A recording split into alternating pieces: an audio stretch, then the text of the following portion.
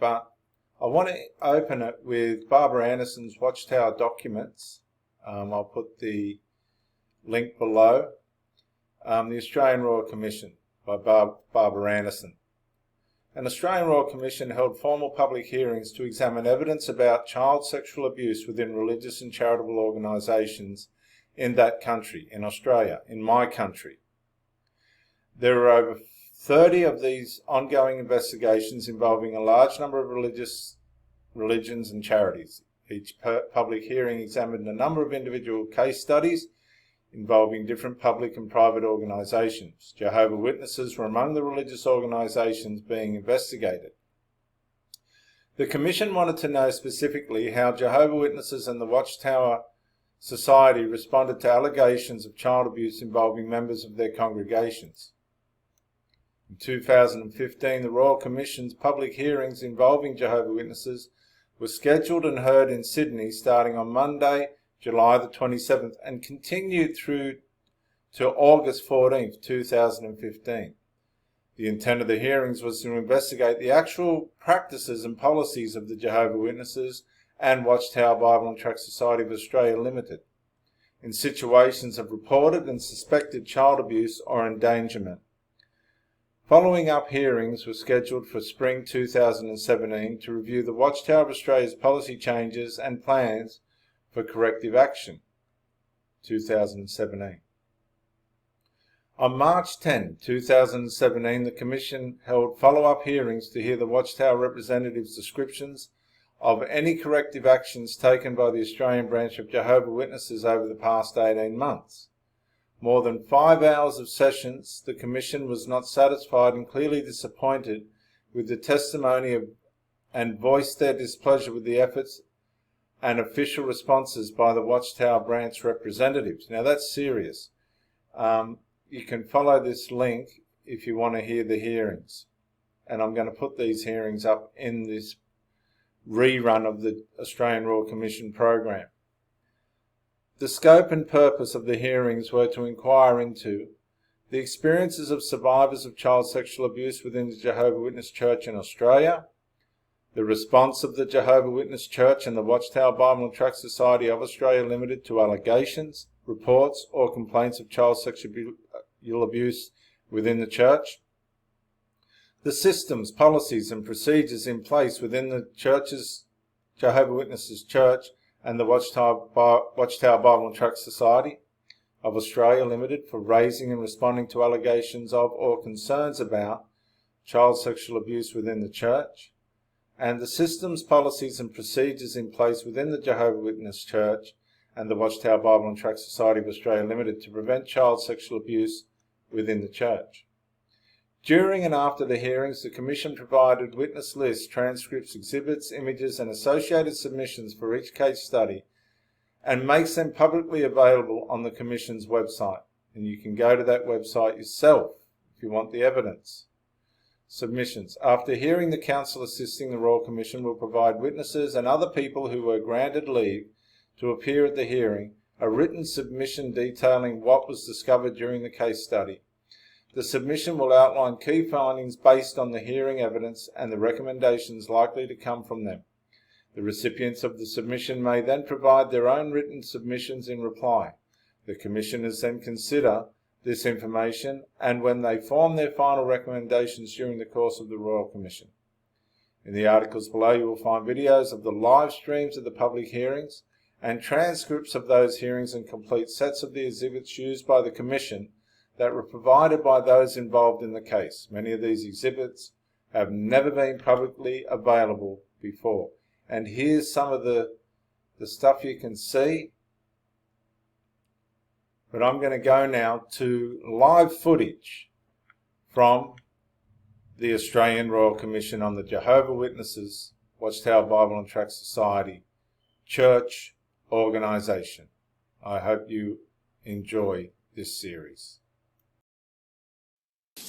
Was that the more truthful he was at a certain point, the more chance later on he would get to be returned to the faith after being disfellowshipped. So two aspects, I suppose. One, he was encouraged or required to be truthful by the tenets of his faith, and the second was the more truthful and honest he was, the more chance that his punishment would end early. So the one aspect you've identified is the delay that's caused by the handling of the matter internally to the church.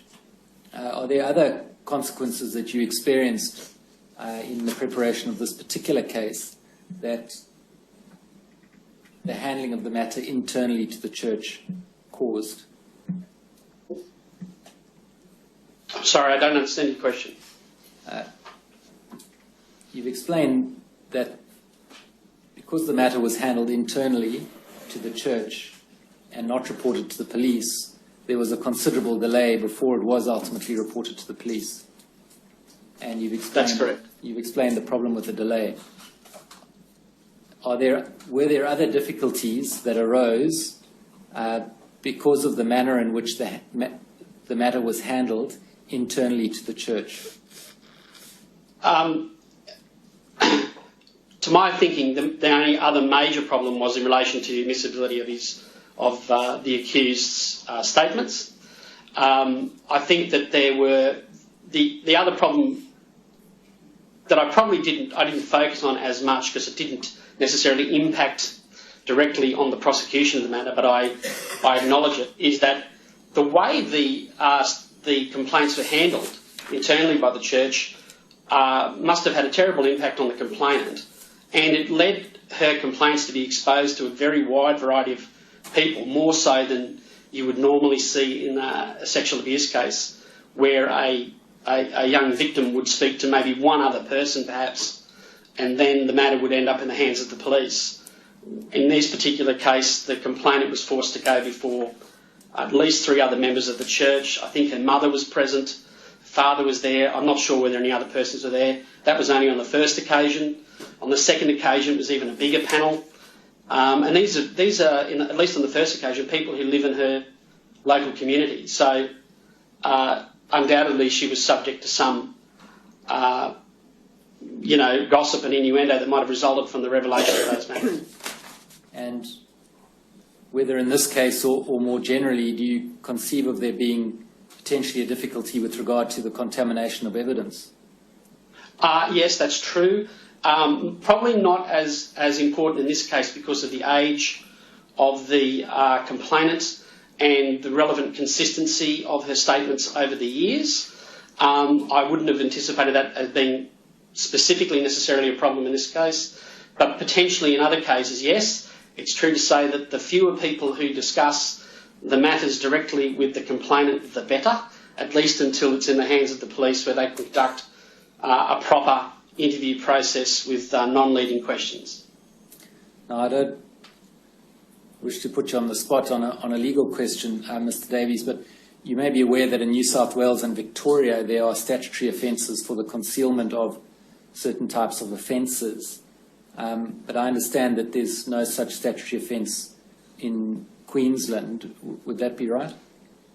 I understand that the relevant law, which would have been misprision of felony, ceased to be in operation in Queensland many years before I became a prosecutor. I think, from memory, possibly in the 80s. 1985, my research tells me, Mr. Davies. There you go. That was only an educated guess on my part. But that really meant that you didn't have the same, I suppose, prosecutorial influence over people in terms of them reporting offences. So technically I don't think that the elders in this case committed any offence at the time by simply failing to report the matter. And, in Queensland there still isn't a general offence of failing to report these type of matters, except in limited circumstances where you might be a mandated reporter in a particular professional occupation, such as teachers, doctors, police officers, child safety officers, etc. I've done a lot of work on that type of stuff in my capacity as a lawyer for the Education Department. Mr. Davies, do you know the motivation for legislating to do away with the misprision law? No, I don't. The only reason I know about it at all is because I've had to do research on the issue in terms of my current employment to see what the laws were and how they affected departmental staff. And I had access, I think, to an Australian Law Reform Commission report that had some background research. And all I needed to know was it didn't exist anymore and there wasn't anything else to replace it. Tell me, you may not know the answer to this off the top of your head, but is a Sunday school teacher a mandatory reporter under your legislation? Or would they be? Very unlikely, because it would only apply if they were a registered teacher. They've got to be registered. You have to be a registered teacher. Right. Part of that, I mean, I don't wish to say I'm an expert on the matter at all, no. But that was a limitation that was imposed in the adoption of the Carmody report that occurred in Queensland a couple of years ago into child protection, and a lot of thinking was done about how you would define specifically the people that were going to be caught, and I was part of the discussions, I'll admit, and I think coming up identifying people as registered teachers was just the simplest way. Right, and I take it clergy weren't included. I don't know. I don't think so. No, that'll run you into other problems, yeah. And you must understand that the mandatory reporting provisions in Queensland relate to child harm, sure. So it's a much broader spectrum of matters than simply sexual abuse. If you look at the Education General Provisions Act, for example, in Queensland, which I have a lot to do with, you will see that there is a specific reporting provision, mandatory reporting provision, on school staff in relation to any sexual abuse. And that was amended only a couple of years ago in respect of a report authored by Dr. Ben Matthews from the Queensland Griffith University, I think, or QUT. I think you'll forgive me, I think it's QUT, where he had examined the nature of the mandatory reporting provisions in Queensland, and we changed them. It used to be you only had to report the sexual abuse committed by another teacher. Now it's broader. So if it's happening in the home, it has to be reported if the teacher knows about it? In the course of their duties, yes. Mm. But there is no criminal offence related to the non-reporting in the Child Protection Act area. It's not an offence. The only comeback, I suppose, you have against a person who's a mandatory reporter who doesn't report is really an administrative one, such as discipline. So it's not an offence not to report? Not under the Child Protection Act, no. There's an obligation, but it's not an offence. Unless I haven't explored the question of whether there's a provision in the Queensland Criminal Code that applies in relation to people who have a duty to do something, and if they fail to do it, there's a default term of imprisonment that applies. So I don't recall specifically whether or not that has been ameliorated in terms of that particular obligation. It's odd to have an obligation without a sanction, but... Well, I think as I said, I'm not speaking on behalf of the state of Queensland in relation to this, but I would say that the thinking there really was because the Carmody report was trying to triage the number of reports that were coming into the child safety system. About 80% of matters reported were not acted on.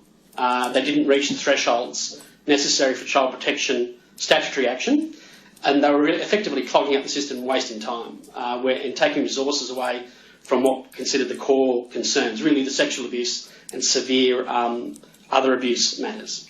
So I think the thinking probably was that if we make it an offence provision, that's going to encourage people to report everything, rather than give effect to the policy aim of the reforms, which was to only get the most important stuff reported. Well, you could do that by making it an offence provision in relation to the important matters, couldn't you? Perhaps, yes. Yeah. Yes, Mr. Stewart. Mr. Davies, in your role in the prosecution service, did you have any involvement in other cases where there was some Jehovah's Witness element to it, relevant element? Not that I recall. Those are my questions, Your Honour. Does anyone else have questions of Mr. Davies? Yes, Your Honour. Anyone else? No. No. No. Yes. Thank you. My name is Coyne. I represent Dino Ali, Kevin Bowditch, Ron DeRoy, and others in these proceedings. Mr. I David, think you need to just identify they're elders of the Jehovah's Witness Church. who are each elders in the Jehovah's Witness Church. Mr. Davies, you made a statement on the 8th of July 2015.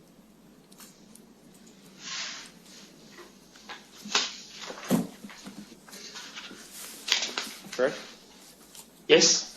That statement was about your dealings with members of the Jehovah's Witness Church as part of the prosecution of someone. Yes? Yes? Yes. In that, did that include Mr. Dino Ali? Did you deal with him? I don't recall specifically. I did have access to the committal transcript, Yes. but I didn't check it specifically. I do recall that I led evidence from the elders, at least in relation to the first appeal matter, but I can't recall specifically who they were. Do you recall which elders made statements in relation to this matter? I recognise the names: DeRoy, Ali, Bowditch. Those are the ones that stick in my memory. Yes. As elders who made statements in relation to the prosecution? That's correct. Yes. You say in your statement that you did not have any difficulty in obtaining cooperation from witnesses I examined who were in the main lay representatives of Jehovah's Witness Church, correct? Correct. Would that include those three persons that I've named? Yes. Yes.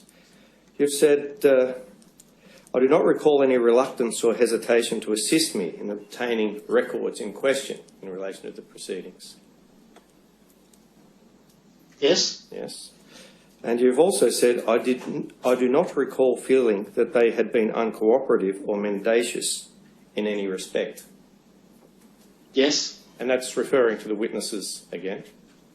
That's correct. And that would be the three named people before, Ali, DeRoy and Bowditch. That would be inclusive of them. I Yes. I don't recall any problem with any of the witnesses, really, in the matter that I dealt with. And you requested statements for the prosecution, which they made.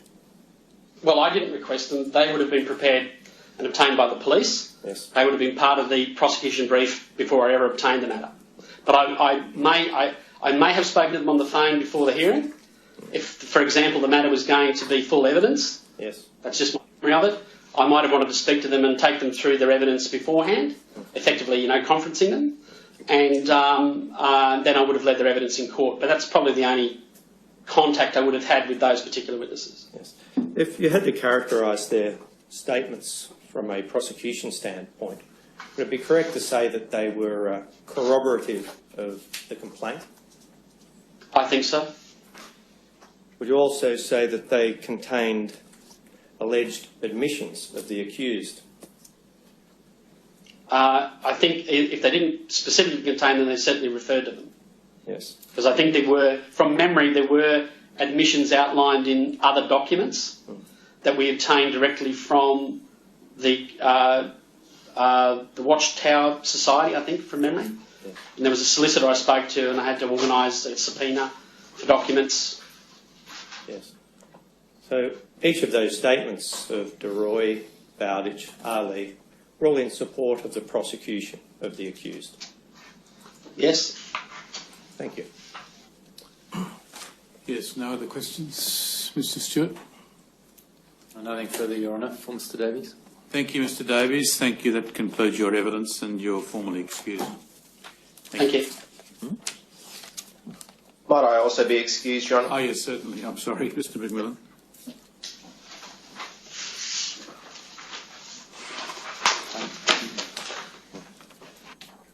The witness whom I would call next ordinarily will take some time, and given that we've committed to have the expert witness of the Watchtower Society on Friday, it means that witness's evidence may not would hang over at least tomorrow and part of Well, I think Friday we're and travelling week. well in accordance with our schedule, so we're not troubled by adjourning now, if that's what you're asking.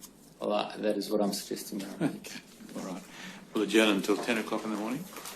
Friday. Oh, sorry, 10 o'clock Friday morning. Yeah.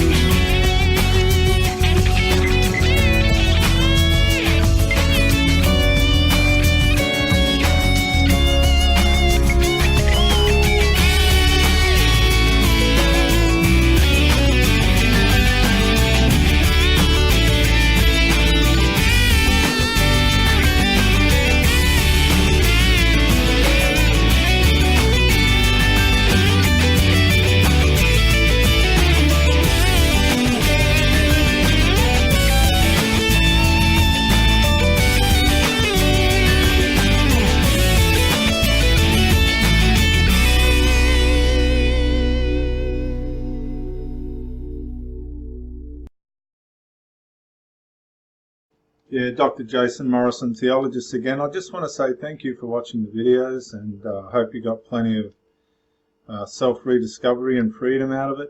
If you watched it on YouTube, please share or like, maybe even comment. If you watched it on Facebook, like, comment, share. But most of all, get out and live. This isn't a rehearsal. You've got a one-off life. Don't let your loyalty and your faithfulness blind you to the life that you should be experiencing. Till the next video, thank you for watching, and bye for now.